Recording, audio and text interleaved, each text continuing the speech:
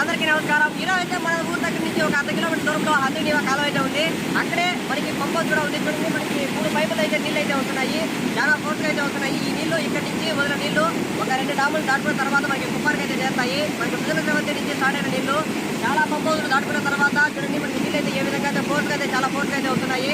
మనకి ఇదే విధంగా కాలువలకి ఏ విధంగా నీళ్ళు అయితే వదిలారో అదే విధంగా చెరువులు కూడా వదిలినట్టయితే చాలా ఉపయోగంగా ఉంటుంది.